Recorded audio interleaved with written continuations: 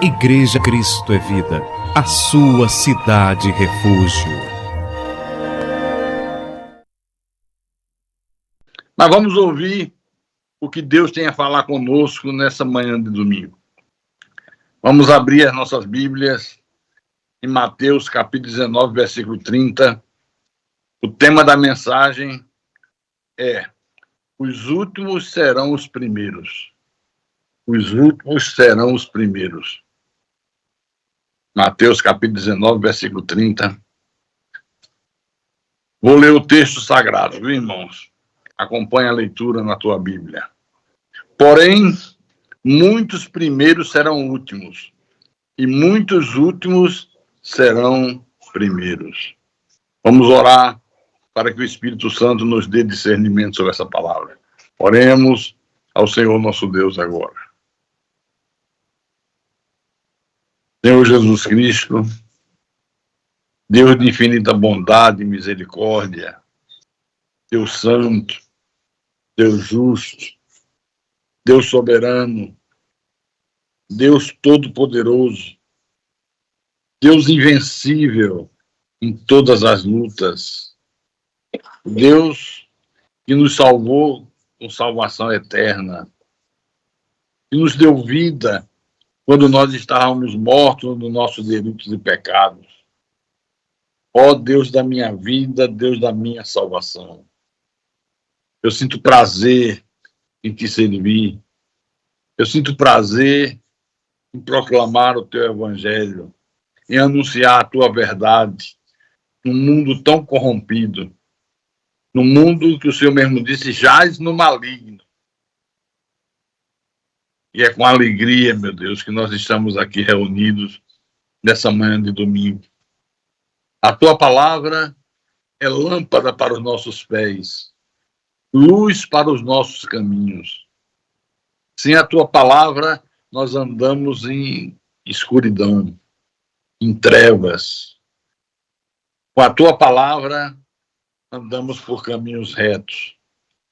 Não tropeçamos em nenhuma pedra. Não caímos em nenhum precipício, porque a tua palavra ilumina o caminho. A tua palavra, ela é o alimento da nossa alma. Assim como nós alimentamos o nosso corpo com os alimentos normais, nós alimentamos o nosso espírito com a palavra do Senhor. A palavra pregada sem misturas, sem doutrinas de homens, sem misticismo, sem paganismo, mas a palavra pura como saiu dos teus lábios. A palavra pura como o Senhor revelou a Paulo. O evangelho da graça de Deus. O evangelho das insondáveis riquezas de Cristo. O evangelho da tua igreja. Fala a tua igreja nessa manhã, fala ao teu povo, fala aos teus pequeninos, aos teus escolhidos, aos teus santos, aqueles que o Senhor predestinou em amor para a salvação. Usa-me como teu servo, como teu pastor, dá-me inspiração, sabedoria, humildade para proclamar a tua palavra, para anunciar as boas novas do reino para o teu povo, para as tuas ovelhas. Eu te peço isso em nome de Jesus, em nome do Senhor, e que todos que creem digam amém, amém e amém. Diga graças a Deus. Meus irmãos amados, minhas irmãs em Cristo, Igreja Santa de Jesus. Nós vivemos num mundo super competitivo. É uma coisa impressionante como o mundo vive mergulhado em competição. As pessoas se degladiam, uma querendo ser maior, mais forte que a outra, mais importante que a outra, mais rica que a outra. Talvez você diga assim, pastor, mas isso é desde que o mundo é mundo. Desde que o mundo existe, que isso tem sido dessa maneira. Eu sei disso. Mas hoje, esse espírito de competição cresceu de uma forma assustadora. Esse desejo incontido de ser o maior, de ser o melhor, de estar acima dos outros, está em todas as partes. É uma coisa impressionante. Está no ambiente de trabalho, no colégio, que os seus filhos estudam, o que você estuda. Esse espírito de competição está nas famílias, na política, no mundo das artes, nos esportes, nas faculdades. Está em todo lugar. E por causa dessa competição horrível, que não é uma coisa de Deus, as pessoas são capazes de mentir, de caluniar e partir para a violência, tudo em nome do poder. É tudo em nome do poder. Agora, eu quero mostrar para os irmãos nessa manhã que os discípulos de Jesus, já naquele tempo, disputavam entre si quem seria o maior entre eles. Já naquela época, já disputavam quem era o maior. Abra em Mateus capítulo 18, versículo 1 em diante. Mateus capítulo 18, versículo 1 em diante. Ok? Vou ler, tá? Naquela hora, aproximaram-se de Jesus os discípulos perguntando: quem é, porventura, o maior no reino dos céus? Olha a preocupação deles. Quem é o maior? Quem é o maior no teu reino? E Jesus, chamando uma criança, colocou-a no meio deles. E disse: em verdade vos digo que se não vos converterdes e não vos tornardes como criança, de modo algum entrarei no reino dos céus. Olha, se você não se tornar tal qual uma criança, de modo algum, Jesus disse, entrará no reino dos céus. Portanto, aquele que se humilhar como esta criança, esse será o maior no reino dos céus. Olha, a pergunta desses discípulos aqui mostra que havia ambição, havia disputa entre eles.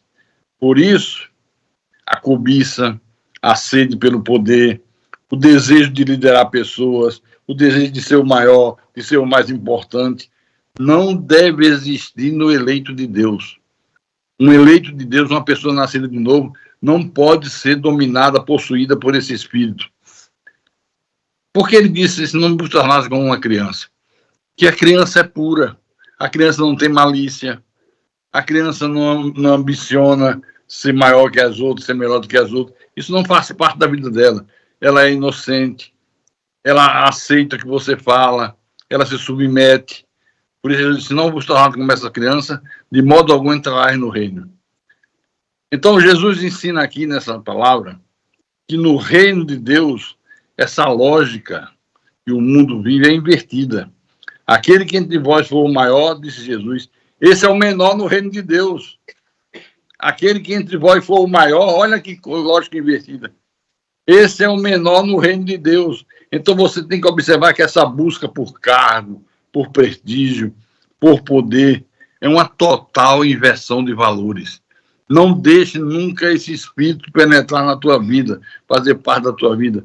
Jesus mostra, então, que a busca por prestígio, a busca pelo poder, não tem lugar no reino dos céus. Não tem lugar no reino dos céus.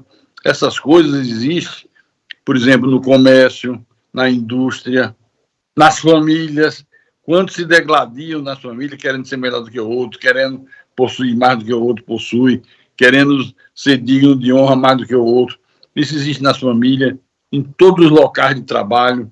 Então, faça uma reflexão, examine-se a si mesmo, pergunte se você está na igreja como pastor, como mestre. Por que pastor e mestre? Porque são duas coisas diferentes. Nem todo pastor é mestre e nem todo mestre é pastor. São duas coisas distintas. Então, faça uma pergunta. Você, como membro da igreja, como ministro, como diácono, como a diaconisa, você faz isso por amor ou para satisfazer o teu ego? Você é um diácono por amor a Deus ou para satisfazer o ego de ser um diácono? De se sentir superior a alguém? Você faz parte do grupo de louvor? Você faz isso por amor a Deus ou você faz para aparecer? Para satisfazer o ego de estar em cima do altar cantando? Em Mateus capítulo 19, versículo 30, nós vamos encontrar aqui pela primeira vez, de forma explícita, esse ensino do Senhor Jesus. Mateus 19, 30. Olha aqui o que ele diz. Porém, muitos primeiros serão últimos, e muitos últimos serão primeiros. O contexto dessa passagem aqui abrange a conversa que Jesus teve com um jovem rico. Você lembra? Um jovem rico foi até Jesus. Mestre, o que hei de fazer para herdar a vida eterna? O que é que eu faço para herdar a vida eterna? Jesus disse, sabe os mandamentos? Honrar pai e mãe. E saiu dissertando os mandamentos. E o jovem disse, tudo isso eu tenho cumprido desde a minha mocidade. Aí Jesus disse, esse cabra está pensando que está lidando com um bobo. Ele não sabe que está diante do Deus Todo-Poderoso, que eu conheço todas as coisas. E Jesus disse, bom, já que você é tão espiritual, cumpre todos os mandamentos, é um ser humano perfeito, só te falta uma coisa. Vai, vende todos os teus bens, distribui aos pobres e terás um tesouro nos céus. O que é que aconteceu? Ele ficou profundamente triste, foi embora, nunca mais quis saber de vida eterna, nunca mais quis saber de nada. Então, nesse contexto aqui, Jesus mostra a incapacidade desse jovem em renunciar à sua riqueza para segui-lo. Se a pessoa não for uma eleita, não for uma predestinada, é impossível ela renunciar às coisas desse mundo para seguir Jesus. Então, ao exortar sobre o perigo da riqueza, Jesus foi interrogado pelos discípulos sobre o que eles ganhariam por ter renunciado a tudo para seguir Jesus. Olha a preocupação. Marque aí em Marcos, no livro de Marcos, capítulo 10, versículo 28 em diante. Preste muita atenção que isso é importante, viu? Marcos, capítulo 10, versículo 28 em diante. Então Pedro começou a dizer-lhe, eis que nós tudo deixamos e te seguimos.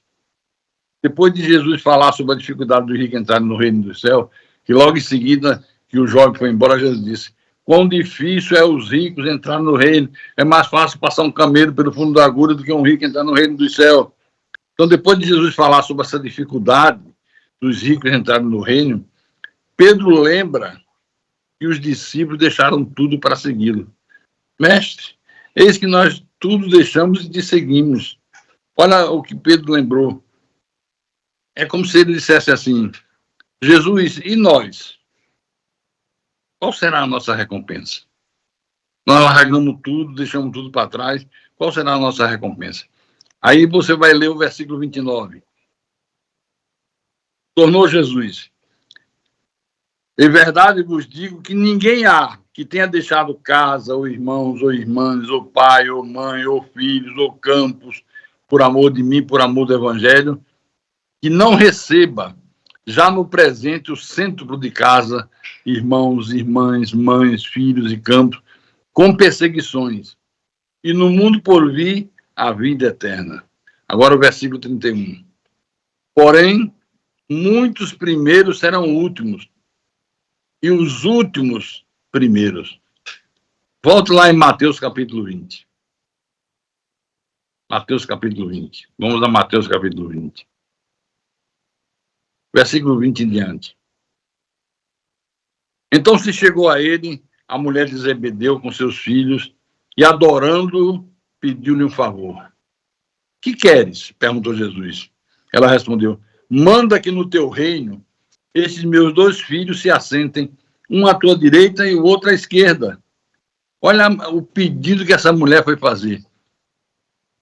Você tem que entender que naquela época, quando se falava do reino, do Salvador que viria, eles imaginavam que esse Salvador seria um estadista, um general de exército, um homem que ia montar um exército poderosíssimo em Israel, que derrotaria todos os seus inimigos. Então eles imaginavam um reino terreno, um reino político, um reino militar.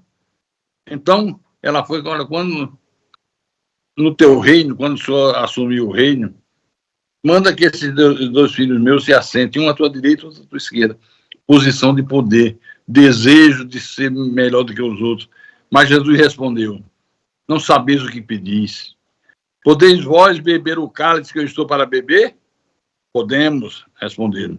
Então lhes disse, bebereis o meu cálice, mas o assentar-se à minha direita e à minha esquerda não me compete concedê-lo. é, porém, para aqueles a quem está preparado por meu Pai. Ora, ouvindo isto, os 10 indignaram-se contra os 2 irmãos. Então Jesus, chamando, disse: sabeis que os governadores dos povos os dominam e que os maiorais exercem autoridade sobre eles. Não é assim entre vós. Pelo contrário, quem quiser tornar-se grande entre vós, será esse o que vos sirva. Olha como é a lógica de Deus contraria a lógica desse mundo. Preste atenção. Quem quiser ser o primeiro entre vós, será vosso servo. Não pode existir esse espírito de competição, de querer ser maior, querer ser melhor. Quem quiser ser o primeiro entre vós, será vosso servo. Tal como o Filho do Homem, que não veio para ser servido, mas para servir, e dar a sua vida em resgate por muito.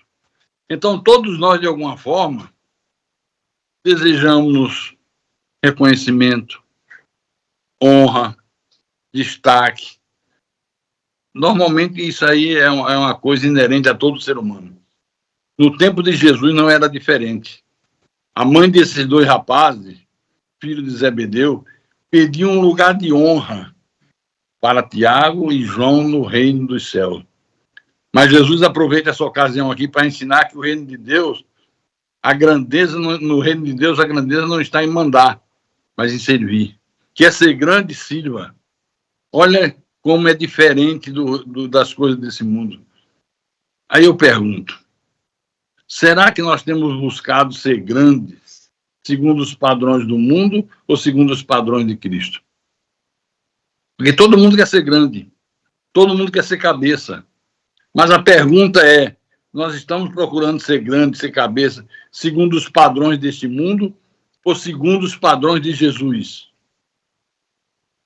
Faça essa pergunta para você mesmo. Jesus aproveitou aquele momento para ensinar uma verdade, eu diria, revolucionária. No reino de Deus, grandeza não está em mandar, está em servir.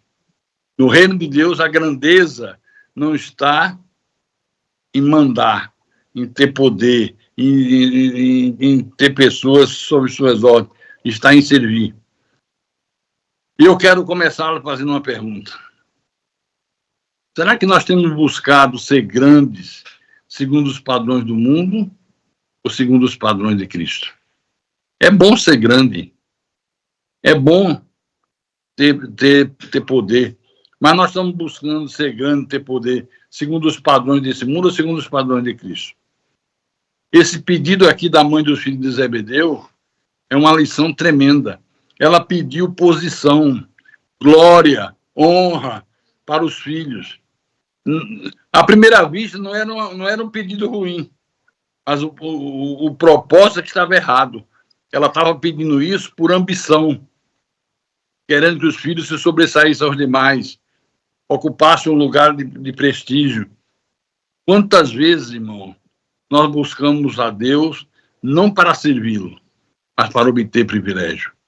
Quantas vezes as pessoas buscam a Deus não para servir a Deus, mas para tirar proveito de Deus, receber bênção, receber cura, receber prosperidade, receber vitória? Quantas das vezes nós vimos isso? O propósito está errado.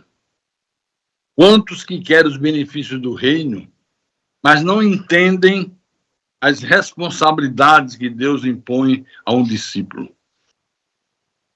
O discípulo tem responsabilidade. Por isso que eu digo, a lógica desse mundo não tem nada a ver com a lógica do reino de Deus. Deus contraria tudo nesse mundo. É mais ou menos assim. Você veja o teu filho. Você tem um automóvel, teu filho vê você dirigindo, aí ele diz, papai, deixa eu dirigir um pouquinho. Filho pequeno. Quando ele pede para dirigir um pouquinho, ele só vê o volante, a velocidade, a emoção de dirigir um carro, mas ele não entende o risco que corre, ele não entende a responsabilidade que exige uma pessoa dirigir um automóvel. Para dirigir um automóvel é preciso ter responsabilidade. Assim como um revólver mata, o automóvel mata também. Tem que ter responsabilidade. Assim somos nós muitas vezes diante de Deus, irmão. Nós não compreendemos a responsabilidade que Deus impõe para que nós possamos servi-lo. Qual foi a resposta que Jesus deu a esse pedido? Jesus olhou para Tiago e João e disse: vocês podem beber o cálice que eu estou para beber? O cálice do sofrimento, das dores, das amarguras, das chicotadas que eu vou levar dos soldados romanos, da morte de cruz. Vocês são capazes de beber o meu cálice? Em outras palavras, não há coroa sem cruz. Não espere receber coroa sem cruz. Não há glória se não houver sacrifício. Não há glória se não houver sacrifício. Seguir a Jesus significa renúncia, abnegação, disposição para sofrer pelo Evangelho. Você está preparado para sofrer pelo Evangelho? Você está preparado para sofrer pela verdade sagrada? Eu estava ouvindo um depoimento sobre o nosso ex-presidente Bolsonaro. E disse que o Bolsonaro, quando ele servia, ainda não era capitão, ele foi para um treinamento militar.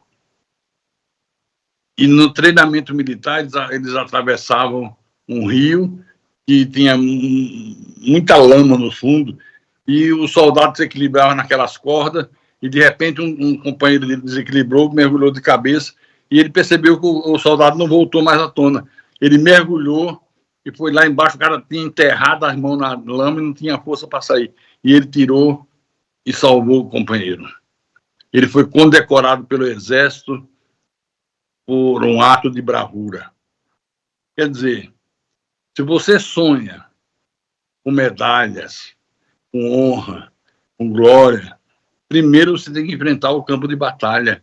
E no campo de batalha, você vai enfrentar fome, frio, medo, vai arriscar a tua vida. Então, assim também é no reino de Deus. No reino de Deus é dessa maneira. Você vê que os outros discípulos, quando ouviram o que a mulher tinha pedido, ficaram indignados.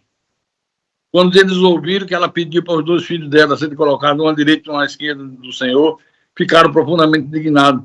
Por que ficaram indignados? Porque qual foi o motivo da indignação? Porque, no fundo, eles queriam a mesma coisa. Eles queriam o mesmo privilégio. Se indignaram porque não foi para eles que ela pediram. Também desejavam destaque. Desejavam uma posição que os colocasse num patamar superior aos outros. Então, o problema não estava só no pedido da mãe de Tiago e João, mas no coração de todos os discípulos. E quantas das vezes, meus irmãos, também está no nosso coração, mesmo a gente estando dentro da igreja. Quantas das vezes nós temos desejo de ser melhor do que o irmão, maior do que o irmão, de ter uma posição acima dos outros? Quantas vezes isso acontece dentro da própria igreja? Então Jesus reúne os discípulos e diz: no mundo os governantes dominam, mas entre vocês não será assim. Quem quiser ser grande, seja servo. Quem quer ser grande, diga amém. Então seja servo. No reino de Deus é assim: quem quer ser grande, sirva. É para dar um glória a Deus bem forte. O mundo valoriza poder, posição, fama, mas no reino de Deus, o valor que importa para Deus é servir. É nós servirmos. O exemplo supremo disso aqui é o do próprio Jesus, no versículo 28. Jesus conclui dizendo: o Filho do Homem não veio para ser servido, mas para servir e dar a vida em resgate por muito. Esse é o exemplo supremo. O Filho do Homem não veio para servir, para ser servido, mas para servir e dar a sua vida em resgate por muito. Jesus é o maior exemplo, diga graças a Deus.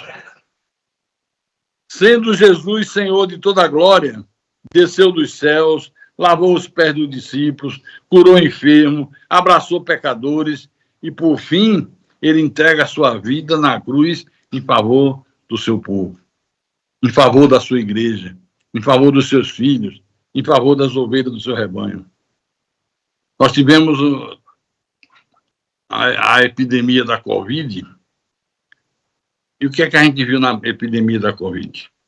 Eu vou usar para ilustrar essa palavra que eu estou falando aqui agora. Imagine um médico na Covid, sabendo que a epidemia matava muita gente, ele poderia escolher ficar em casa. Ele disse, não vou ficar com a minha família, com meus filhos, com a minha esposa, vou me proteger. Mas ele escolhe ir para a área de maior risco no hospital, vai dar plantão, vai atender os doentes, vai correr perigo de ser contaminado e morrer. Por que o médico faz isso? Porque a missão do médico é salvar vidas. Ele fez um juramento. Ele não pode se acovardar. Então, Jesus fez isso por mim e por você. Jesus fez isso por cada um de nós. Diga graças a Deus. Você crê nessa verdade, meu irmão? Então, irmão, o que Deus está nos ensinando nessa manhã é que a verdadeira grandeza não está em posição. Não é a verdadeira grandeza, não se mede pelo cargo que você ocupa, pela posição que você tem, se mede pelo serviço que você presta. Coisa difícil, hein? Todo mundo quer ser servido, poucos querem servir. Então, seguir a Jesus exige cruz, renúncia, disposição para se sacrificar em favor do próximo. Nosso maior exemplo é o próprio Jesus. Serviu até a morte, e morte de cruz, diz a palavra. Então eu pergunto, você que está aqui nessa manhã de domingo, você quer ser grande no reino de Deus? Você quer ser grande no reino dos céus? Então desça do pedestal, sirva, ame, se doe pelo próximo. Isso é ser grande no reino dos céus. Quem quer ser o primeiro será o último, mas há últimos que serão o primeiro.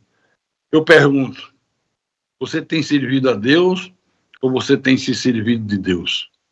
Como é que você tem sido? Que papel você tem desempenhado? Você tem servido a Deus ou se servido de Deus? Eu quero ser grande, pastor, eu quero crescer na obra, eu quero ter importância, então sirva. Sirva. A única maneira de você ser grande na obra de Deus é se você for sério, se você servir. Nunca espere ser servido. Sirva, sirva e sirva. E você será grande no reino do Senhor, no reino dos céus. Diferente do padrão desse mundo, né? O mundo, as pessoas se degladiam, uma querendo ser maior do que a outra. Você vê isso nas famílias. Quantas famílias têm intriga entre membros da família, porque um quer ser maior do que o outro. O outro não pode ver, não pode ver o outro comprar um automóvel e já quer comprar um igual ou melhor. Se não tem condições de comprar, já levanta suspeita. Eu não entendo como é que esse meu parente tem carro. No mínimo deve estar roubando. Chega a levantar a hipótese do parente estar roubando. Tamanha a inveja. Inveja é uma coisa diabólica. Por isso, essa verdade da palavra de Deus impacta esse mundo. Se você chamar as pessoas e mandar elas se degladiarem para, pelos seus próprios méritos, se tornarem poderosas, vai haver uma carnificina. E o que não falta é gente disposta a se degladiar para ocupar o lugar do outro. Isso na indústria, no comércio, você está trabalhando, você está dando o melhor, você está fazendo as coisas com honestidade, mas tem um outro que está de olho na tua posição, está de olho no teu cargo, ele é inferior a você no cronograma da indústria, da loja. Então ele está arquitetando uma maneira de passar por cima de você, puxar o tapete, como se diz, puxar o tapete do outro, ganhar a vaga, ocupar o lugar. Isso é diabólico, isso é demoníaco. E, infelizmente, esse espírito, nos dias que nós estamos vivendo, tem se espalhado dentro da igreja de Jesus. Você vê pessoas se degladiando por cargo, por honra. Quer ser honrado? Quer se sentir superior aos outros? Sirva, Jesus disse. Então sirva. Grande é quem serve. Você lembra Jesus com os discípulos, Um dia ele estava, eu disse com ele pegou uma bacia, traz aí uma bacia, bota água aqui. Me dá uma toalha, se cingiu a parte de cima do corpo com a toalha, e disse, agora me dá os pés de vocês. E eles ficaram assustados, o que ele vai fazer? Jesus lavou os pés dos discípulos. Jesus, o Deus eterno, o Deus Todo-Poderoso, dando exemplo para a igreja, dando exemplo para mim, exemplo para você, de que grande é aquele que serve, não aquele que é servido.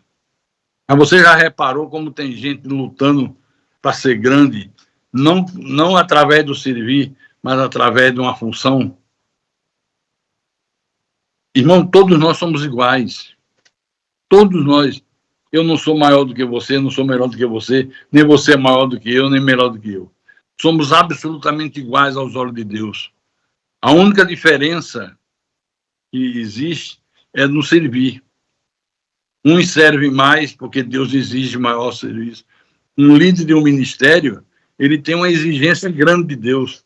Ele tem que servir, ele tem que se doar, ele tem que gastar suas energias, ele tem que dar o melhor de si. Aí esse é grande. Esse é grande.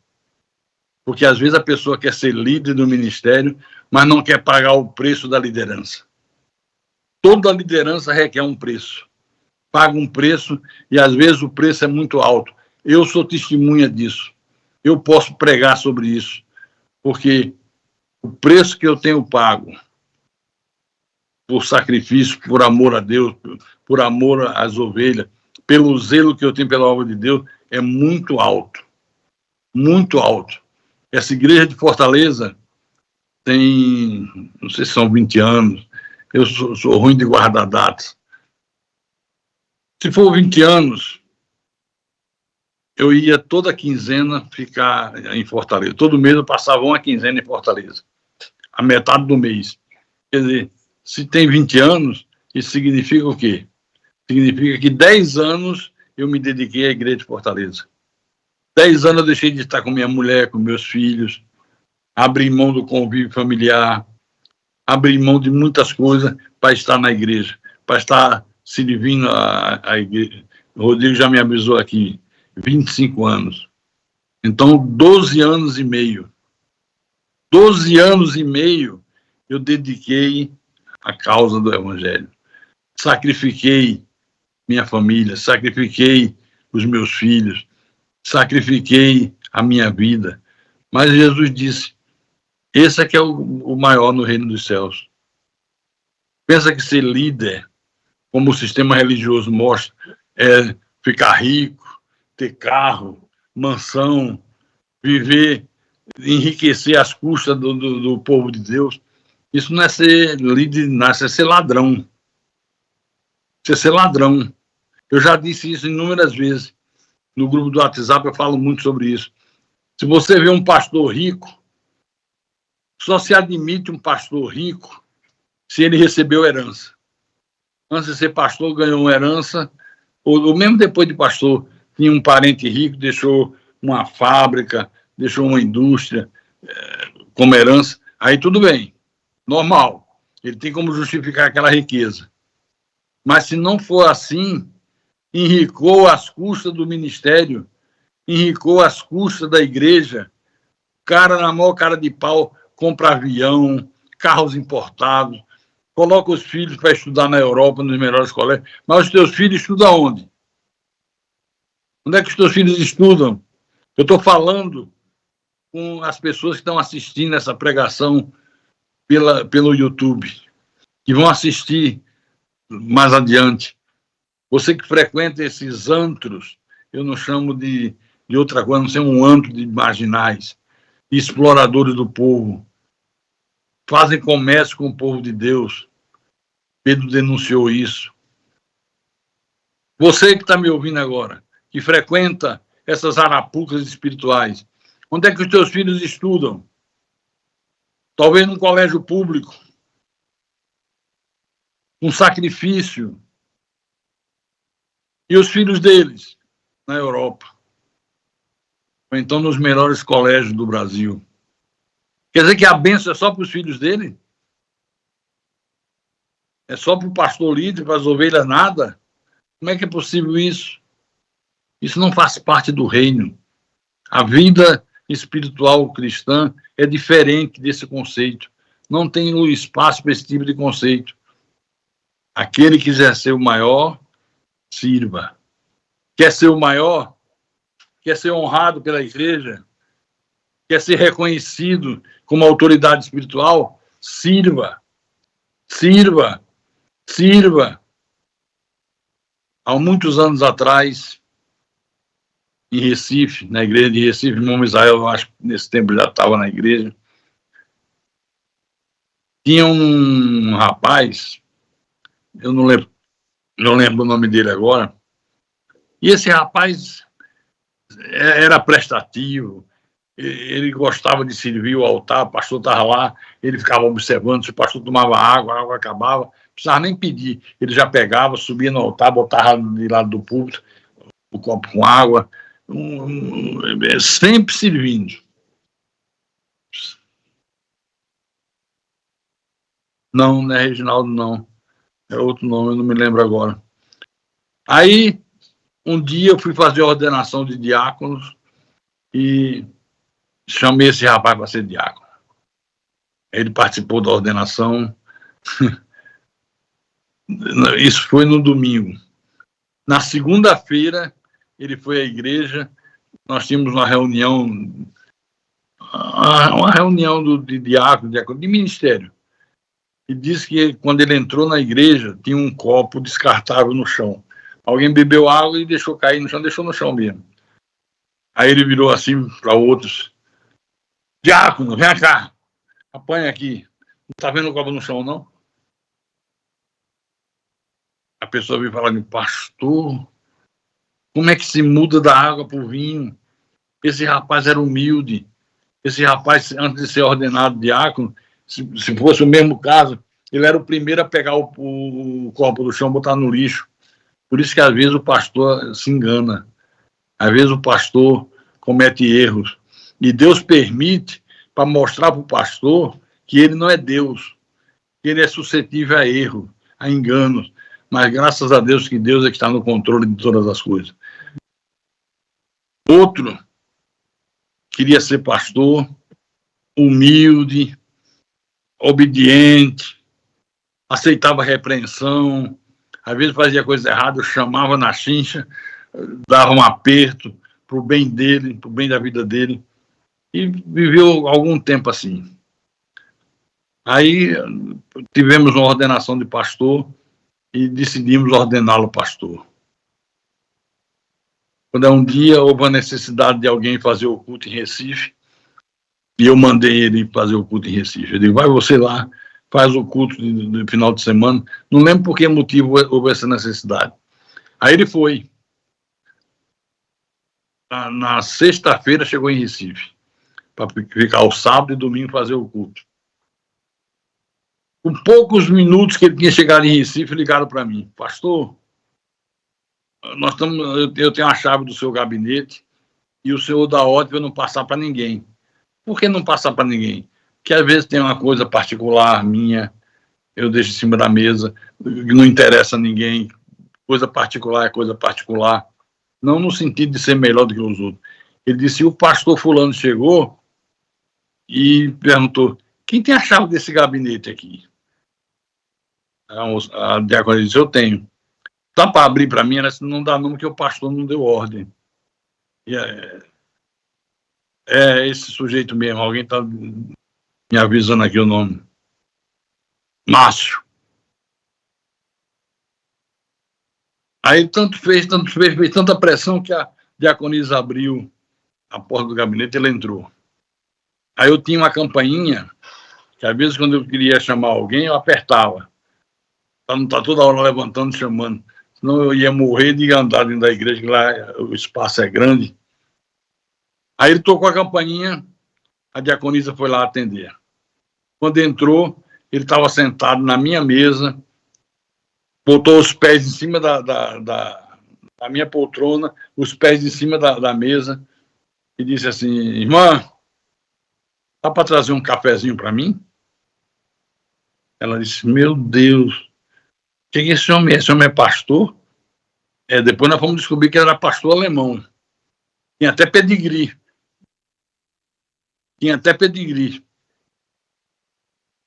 Veja, irmão, o perigo que é essa sede de poder, essa sede de querer mandar, de querer ser superior a fulano, a Beltrano. Tem gente que gosta de ter um monte de gente abaixo dele. Olha para os outros de cima para baixo, como se fosse o maior. Isso não pode existir na igreja de Jesus. Quem é de Deus, quem nasceu de novo, não tem esse espírito de competição, não tem essa sede de poder.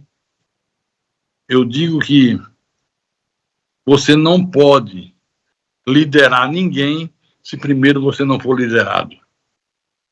Não pode ensinar ninguém se primeiro você não for ensinado.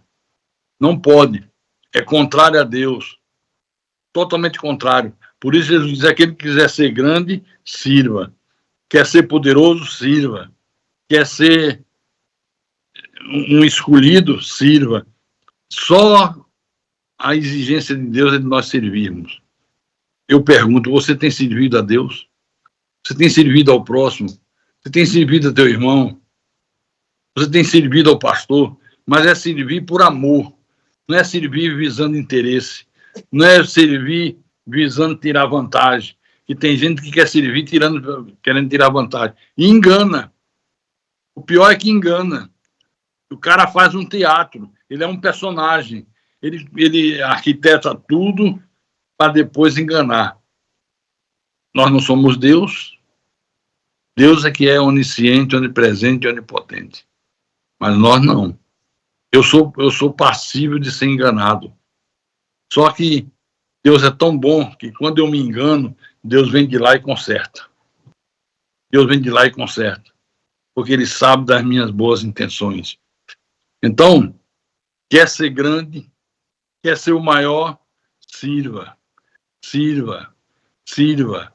Não há outra alternativa.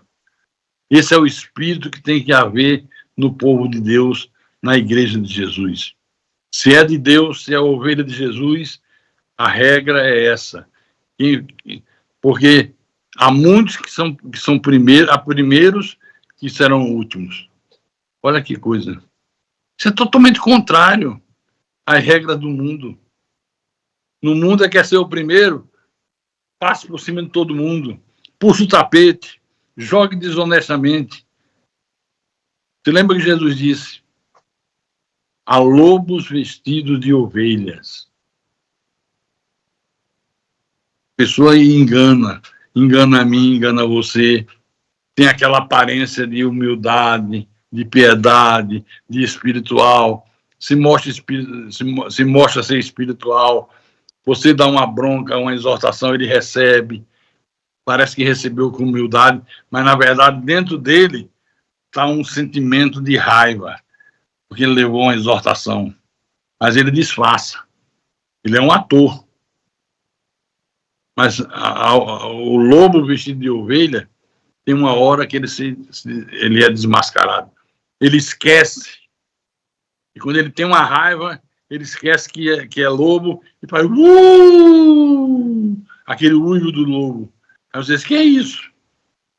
Não é ovelha, não. Ovelha faz bé, bé, lobo uiva. Ele se esquece quando você olha as garras de lobo. Isso não é ovelha, olha o tamanho das garras dele. Isso vai me matar. Isso é do diabo. Você está compreendendo isso? Você é lobo ou ovelha? Como é que você reage quando alguém te ofende? Com mansidão? Ou você diz, pastor, quando alguém me ofende, eu estou com a razão, eu subo nas tamancas. Eu solto as frangas. Eu parto com tudo para cima. E você aprendeu isso em que evangelho? Onde é que está no evangelho que você tem que partir para cima? Pagar o mal com o mal.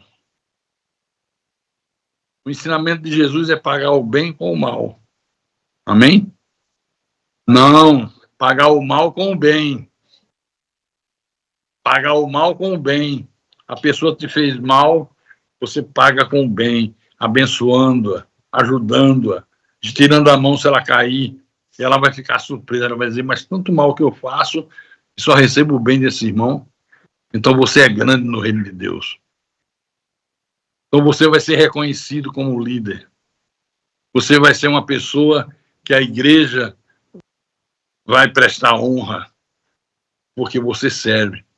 E quanto mais honra você recebe, mais serviço você presta. Essa é a regra de Deus. A igreja de Jesus tem que viver isso. Se não viver esse ensinamento, não faz parte do reino de Deus. Não faz parte dos escolhidos. Não faz parte daqueles que Deus predestinou para a salvação. É lamentável, mas o que a gente vê no mundo caído, muitas das vezes nós vemos dentro da igreja. Quando eu digo dentro da igreja, não é dessa igreja, é da igreja de Jesus no mundo inteiro. Porque há o joio no meio do trigo, o joio se intromete, ele se disfarça de crente, ele se disfarça de convertido, ele se disfarça de diácono, ele se disfarça de pastor, mas chega uma hora que a máscara cai. Chega uma hora que ele é desmascarado. Você lembra de Saul? Mentiroso, insensato, recebeu a ordem de Deus de destruir todos os amalequitas, matar todos os animais, todo o rebanho dos amalequitas, matar homens, mulheres, até criança de peito. E ele chega, primeira coisa, poupa a vida do rei Agag. Não vamos matar o rei, não. Deus mandou matar, mas é um senhor já velho, cabelos brancos. Vamos poupar o rei. Mas Deus não mandou poupar o rei, mandou matar todo mundo. Essas ovelhas são maravilhosas. Olha que ovelhas lindas, bem nutridas, bem criadas, bem tratadas. Não vamos matar, vamos levar algumas até para sacrificar para Deus. Quando Deus viu que ele tinha feito Samuel, Saul está reprovado. Ele não fez o que eu mandei. Saul vai até Samuel, Samuel vai até Saul e pergunta para ele: por que tu não fizeste o que o Senhor mandou? Ele disse: como? Claro que eu obedeci a palavra do Senhor. Eu fiz o que Deus mandou. E quando ele está nessa discussão, uma das ovelhas faz bé. Aí o profeta Samuel disse: que balido é esse de ovelha que eu ouço? Como é que pode ser ter feito e as ovelhas estão aí? Ah, foi o povo. Além de mentiroso, covarde, que não assume o erro que comete. O cristão, ele quando erra, ele assume o erro. Ele dá a mão à palmatória. Ele aceita a exortação, a repreensão. Saul, quando viu que foi desmascarado, jogou a culpa no povo. Foi o povo. O povo que quis poupar para Deus. Eu não tenho nada a ver com isso. Como não tem nada a ver com isso se você é o rei? Se a autoridade foi dada a você? Amém, irmão? Então, eu estou lembrando que hoje é ceia, né? Estou certo? Então, eu tenho que parar para continuar domingo que vem. Eu termino perguntando mais uma vez: você tem servido a Deus ou você tem se servido de Deus? Você tem servido a Deus? Você serve a Deus? Quando a igreja precisa de um serviço, você está pronto a prestá-lo? Com humildade. Pastor, alguém me chamou, pediu se eu não podia varrer um banheiro. Ora, na minha casa eu não varro banheiro, vou varrer banheiro na igreja. Já aconteceu isso. A irmã foi pedir a outra irmã: dá uma mãozinha aqui, que hoje não tenho muito diácono. A irmã dá para varrer aquele banheiro, eu varro de cá. Eu não varro o banheiro da minha casa, vou varrer banheiro de igreja. Que humildade, hein? Pronta para ser escolhida, para ser última. Quiçá não ter direito nem de entrar no reino. Então pense nisso. Você tem servido a Deus ou você tem se servido de Deus? Você tem sido uma pessoa prestativa? Você entrega a Deus as tuas lutas com humildade, reconhecendo que você é dependente de Deus, porque tem gente que é orgulhoso. Eu me garanto.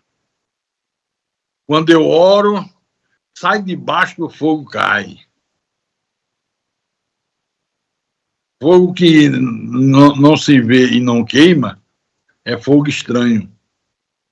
É fogo do diabo, do inferno. O fogo de Deus é o Espírito de Deus dentro da nossa vida, nos guiando, nos direcionando, nos moldando, nos tornando cada vez mais humildes. Domingo que vem eu vou continuar, e tem muita coisa importante para falar com a igreja sobre isso. E quem tem ouvidos para ouvir, que ouça o que o Espírito falou à igreja nessa manhã de domingo. Louvado seja o nome de Jesus.